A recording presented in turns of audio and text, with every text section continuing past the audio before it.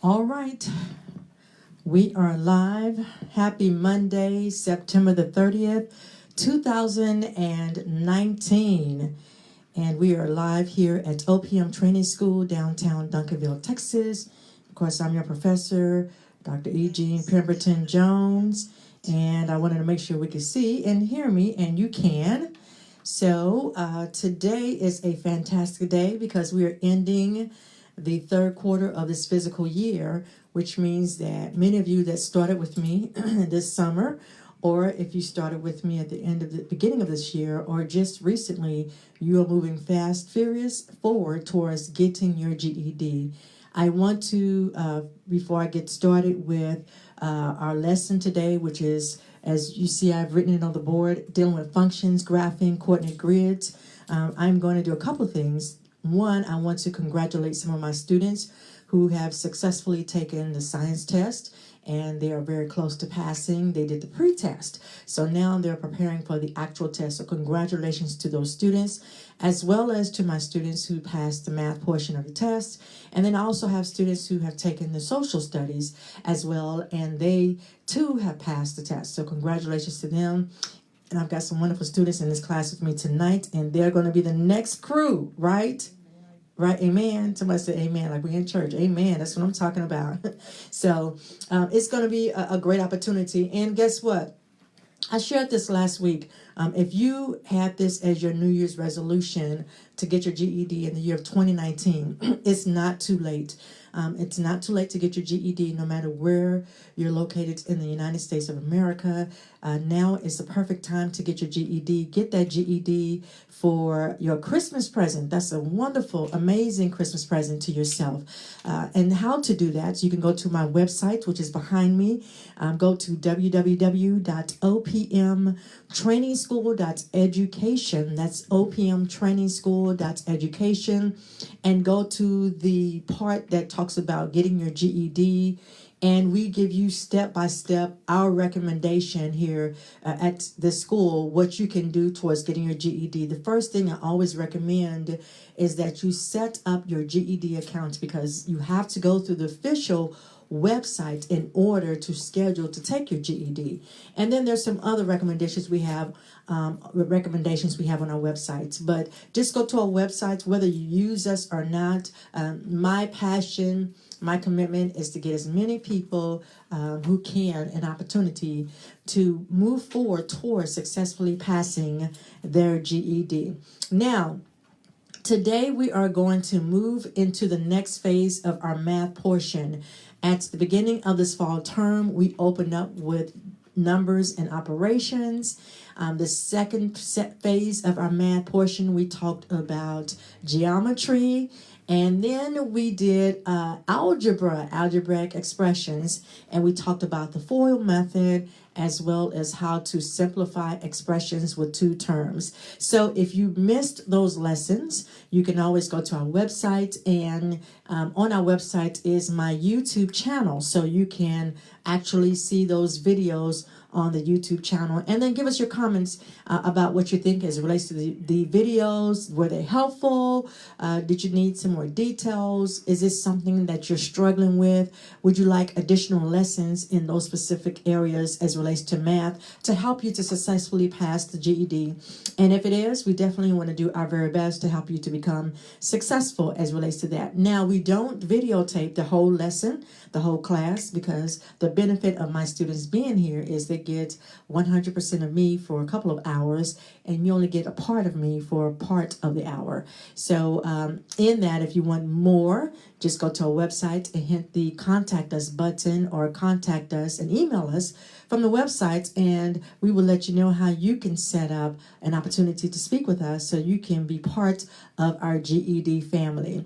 Now, today our lesson is going to focus on graphs and charts, charting coordinates. Now, one of the things that's been shared with me on taking the math from many of my GED students is that you're going to have a lot of graphs. So we are going to move very efficiently with this lesson, because I want to make sure that you have a really good understanding as relates to the GED math, coordinating on the graphs, as well as we're going to talk a little bit about some of the algebraic formulas when it comes to charting and plotting graphs, perpendicular lines, those types of things as well. So I definitely want you to make sure you take copious notes. I am not coming out of a specific textbook this time, but you do know I have a few favorite textbooks that are on my website that I periodically use, and probably tomorrow we will follow through with some of those lessons coming out of the textbook. Okay, so today what I want to do is first I want to give a little bit of information or defining when we speak about coordinate grids. What does that look like? What does that mean? Okay, so in that, and let me make sure I'm not stepping on any cords. For that, I want everyone who is watching online just to create or draw an X, a large X. And I'm going to do it as well.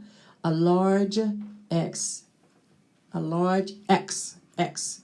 Okay? Or plus. I said that's an X. X is this way. A large plus. A large plus. I didn't drink my coffee. That's what's up. Okay, so a large coffee. Nope, a large plus. All right, a large plus. Now, what we're going to do is identify different parts as relates to the coordinate grid. And this is going to be important for you as you prepare to solve this, especially when we talk about the slope of a line, the perpendicular of a line, that information. But before we can do any of those things and provide you with the method to use the formulas, first you need to understand what it's all about. So with the coordinate grid actually has 4 sections and 2 lines that cross each other, horizontal and vertical. So now, your line that is horizontal is called typically the x-axis. So we're going to label it as the x-axis. Okay, the x-axis. Now, the line that is vertical is going to be the y-axis. And I know I'm writing a little diagonal, but there it is. Math teacher, not engineer.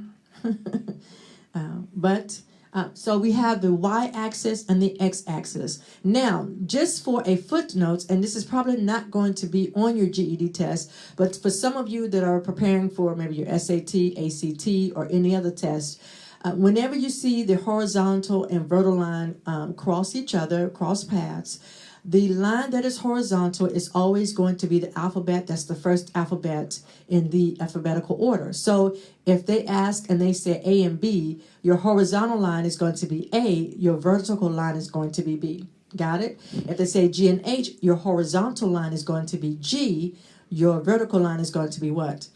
H. Very good. Okay, that's what it is going to be. But typically in coordinating graphs and with your coordinate grids, typically it's going to be X and Y. Now, each your grid is divided into what we call 4 sections. Okay, you have 4 sections. Okay, so your section 1, and we call it the Q1. Okay, is going to be to the top left. Okay, because it's in quadratics. Okay, so your first quadrant, and it's quadrant 1, is going to be the top left. That's quadrant 1. Quadrant number 2, and it's the opposite of clockwise, right? Counterclockwise. Quadrant 2 is the top right. Okay, so quadrant 1 is the top left, and quadrant 2 is the top what? Right. Very good. Going counterclockwise, quadrant 3 is going to be what? Bottom right. So Q3 is bottom right. Q3 is going to be the bottom right. Okay, everybody got it? Very good. And let me get this live so I can see messages, because I know typically some of my students. All right. And I want to say hello to those of you who are joining now and down the road. My bottom left is going to be Q what? 4. Q4. All right. Need some more water? Cold water? You good? Okay.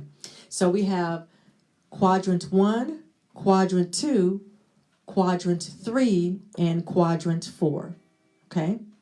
So this is how you would label each quadrant when we speak about our coordinate grid. So first of all, we know we have two axes. We have the X and the Y, and we have 4 quadrants. Quadrant 1, 2, 3, and 4. Okay? Now, when we talk about or speak about plotting numbers on the coordinate grid, we need to understand where the numbers lie, okay, where we will actually plot them. So now in quadrant 1, you always go with your horizontal line first, then your vertical, okay? So at quadrant 1, it's going to the right, which is positive, and it's going up, which is what? Positive. So our actual coordinates are going to be positive and positive. Okay? Positive, positive. Okay? Which sounds right. To the right and going up. That's positive, positive. Those are the type of people you want to hang out with. The right people that are going what? Up. Yes. Now, we go in quadrant 2, you have going to the left and going up. Okay? So your negative is going to be a negative number, and it's going to be a positive number. Negative and positive. Okay? A negative and a positive. In quadrant number 3, you're going to the left and down. Yes, ma'am. It's negative, negative. Correct. Negative and negative. Absolutely. Okay? And then in quadrant 4, you're going to the right and you're going down, which is what? Positive and negative. Correct. Positive and negative. Okay? So in quadrant 1, our coordinates are going to be positive, positive. And quadrant number 2, our numbers or coordinates are going to be negative, positive. And quadrant number 3, our coordinates are going to be negative, negative. And in quadrant number 4, our coordinates are going to be positive and negative. Okay? Positive and negative. Now, in that, if I was to give you these numbers, which makes it really easy once you understand and identify this, if I ask you about coordinates 3 and negative 4, which quadrant would that fall into?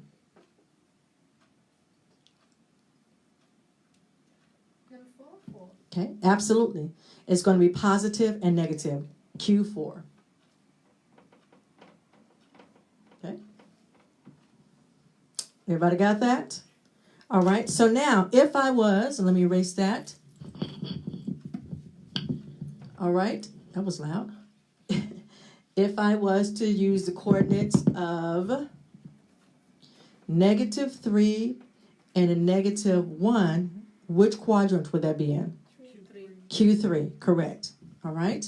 So if I say negative 3 and positive 1, that's going to be what? Q2. Okay. And if I say positive 3 and positive 3, it's going to be what? Q1. Okay. So everybody see what we just did with that? Not complicated at all, right? All right. We good with it? Everybody so far so good. Okay, fantastic. So if you were giving a list of coordinates, you know that your first coordinate is going to be your x-axis. Your second coordinate is going to be your what? Y. Very good. Okay. Always, always. Now, if I was to give you a chart,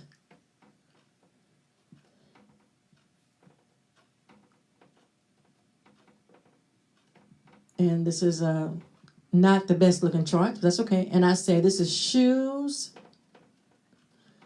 and this is socks. Okay? Shoes and socks.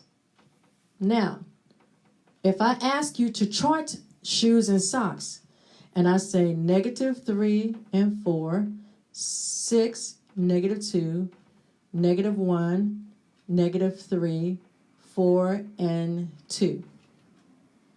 Okay? The first column is what? Which axis is it? Your X, correct. Your second column is your what? Very good. And which quadrant does each one fall into? The first one falls into which quadrant? Which quadrant? 1, 2, 3, or 4? 2. 2, correct. Q2. This one is what? Q4. You got your eyes sharpened now, huh? Q4. Next one, ma'am? Q3. And the last one? Q1. So, sometimes you may see a chart that has all positive numbers, okay? And so you may see something like this. Okay? What quadrant is that in? Q1. You don't see 2, 3, and 4. It's just a phantom, just in case it goes negative. But that means all the numbers are going to be what? Positive, positive. But it's still a coordinate grid. Okay?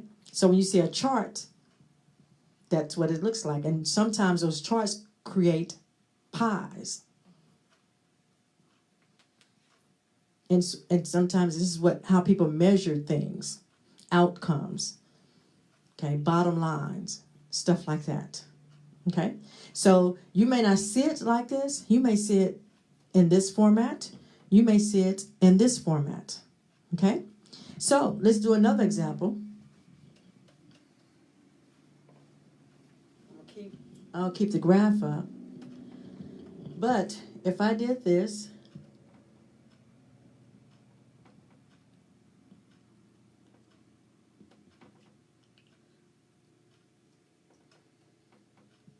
which one is the greater? The top one, right?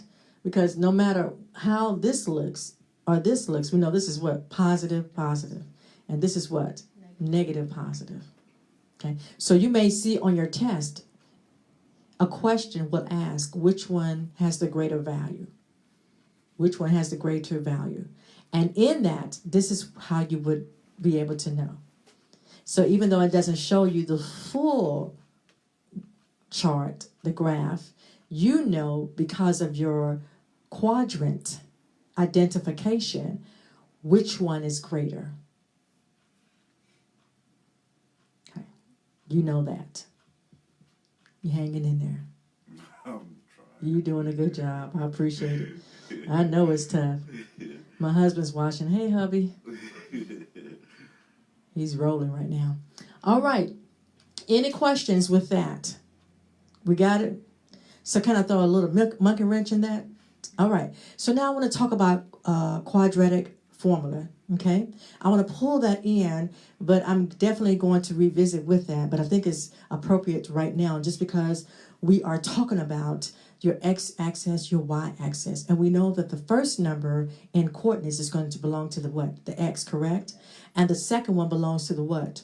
Y. Very good. So let me talk about the quadratic function as it relates to getting the slope of a line. You will have quite a few of this on your GED Math. Let me just say I can't guarantee it, of course, because the GED Math is, of course, just randomly given to you. But this is an important formula for you to know how to get the slope of a line. Okay, slope equals m y number 2 minus y1 divided by x number 2 minus x1. Okay. You want to write that down. That is called the quadratic function in order to get the slope of the line. Write that formula down. Now, the beauty of taking the GED test is that they actually give you the formulas, but you have to be able to identify it, right? And know how to use it. So it's no good if you have a list of formulas in front of you, but you have no idea what you're looking at or how to use it. So we need to fix that, Gilda. Yes. Okay.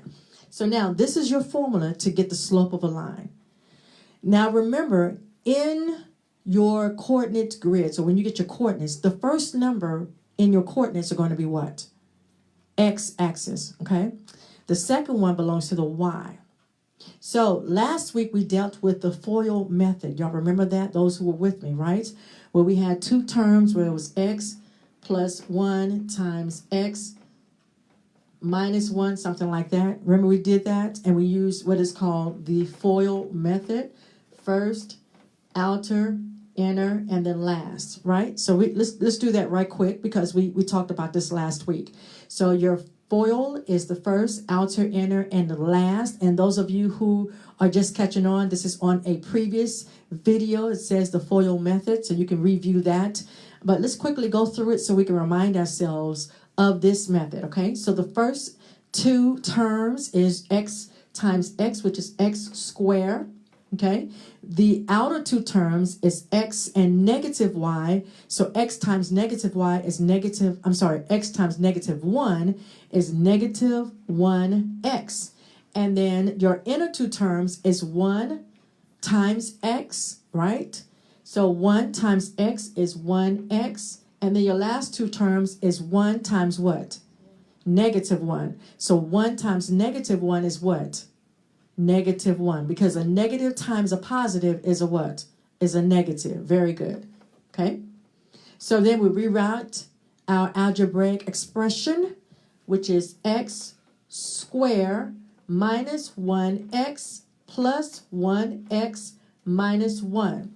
And we ask ourselves, can we simplify this algebraic expression? The answer is yes, we can, by bringing these two together, and they actually cancel each other out. So the final answer is x squared minus 1, because 1 minus 1 is 0. Okay, so now that's how we deal with our terms when we are talking about algebraic expression. But when it's asking for the coordinate grid, okay, I'm going to show you, and I'm going to actually put numbers in there where you see x, okay? So I'm going to rewrite it, and instead of just x, I'm going to use numbers. So I'm going to keep the ones, okay, the negatives and the positive, but I'm going to say 3 plus 1 and 2 minus 1, okay? I have 3 plus 1 times, or and, not times, but and 2 minus 1. And the question that is asking us is to get the slope of the line, and we're going to use our quadratic function. M equals slope. Okay, so M is slope. And we need to know what is M equals. Okay, so we rewrite it, and we're going to do M equals, and what I like to do to reduce confusion is label each number. So then it's easier to fill in and replace our x's and y's once we label them, okay?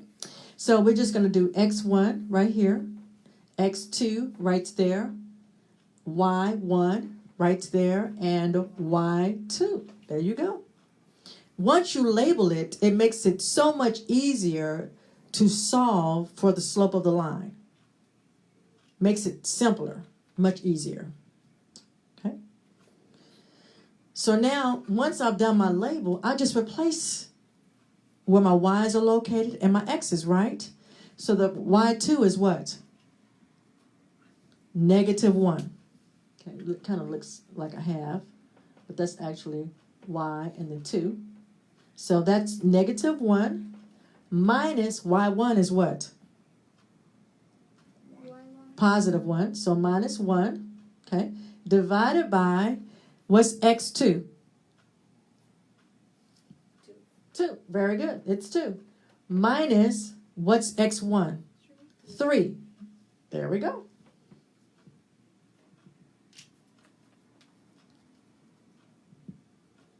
Now this one, I'm giving you something real easy. Of course, in grade school, they teach it very complicated. I know my son was trying to work through this, and I was like, oh my gosh, why are they teaching it to you like that? That's complicated. So let me give it to you simply. So here we go. We just replaced it, right? The easiest way to solve this is first identify your numbers. Got it? That's what I did. I identified my numbers. The reason that's important is because when you replace it, you don't want to confuse and get the numbers mixed up. If you do so, your answer is going to be incorrect. Got it? Okay, so now we can go ahead and solve. -1 minus 1, if you have a $- in your account and you take another dollar out of your account, you have what? -2, and don't do that. That's illegal. Okay, so that's -2. Negative 2. All right, and then 2 minus 3 is what? Very good. Negative 1. There you go. Because a negative divided by a negative is a what? Is a positive. So m equals 2. That's the slope of the line.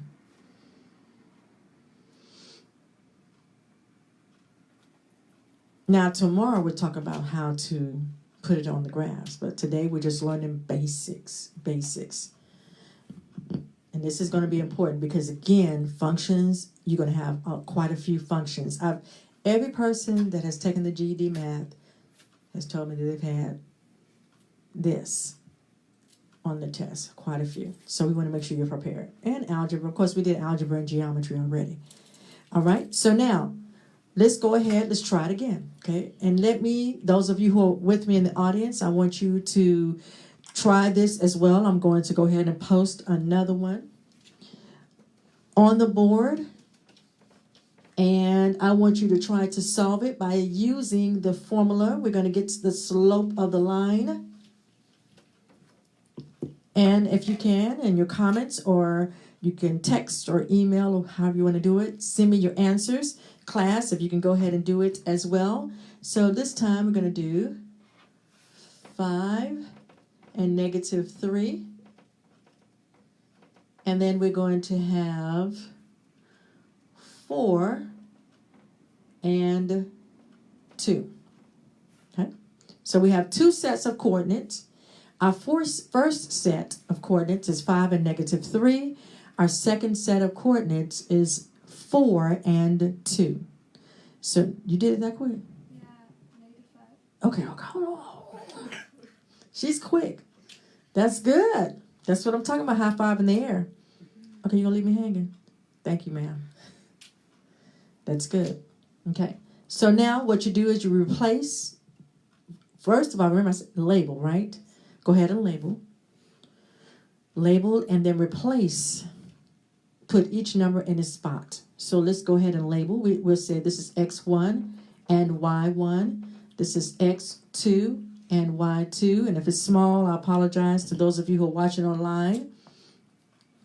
All right. So now we'll go ahead. We will replace those numbers so we can get the slope of the line. So we're going to say M equals Y2 is 2 minus negative 3. Okay. And then we have 4 minus 5. Okay. 2 minus negative 3. And then 4 minus 5. So a negative times a negative is a what? It's a positive all day long. My goodness. All right. So we're going to say M equals positive 5 divided by 4 minus 5 is what? Negative 1. So M actually equals what? Negative 5, because a positive divided by a negative is a what? A negative. So what I did was, it was kind of a tricky thing. You got to remember, when you have a negative times a negative times a negative is going to be a positive. In the order of operations, Pim Dolls, please excuse my dear Aunt Sally. Remember, the first order of operations is multiplication. Then you do adding and subtracting. Okay? Multiply first. That's the order of operations. All right. Any questions? We good to go? We good to go, everybody? Fantastic. All right. That wraps up the lesson. You know, I try to keep it short and sweet.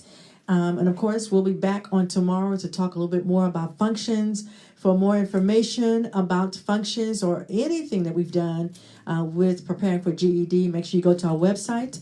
It's www.opmtrainingschool.education. That's opmtrainingschool.education. Go to the website. You'll see our schedule where we teach our GED classes in the mornings and in the evenings. Our contact information is there. And of course, you can go to our website and Subscribe to our YouTube channel. We do have a YouTube channel for those of you who are in our Facebook group. And make sure you forward this video to someone that you know needs assistance with their math. All right? We're going to wrap it up, and we'll see you again around the same time tomorrow. I'm not going to say exactly the same time, but around the same time. And don't forget, our website is www.opmtrainingschool.education.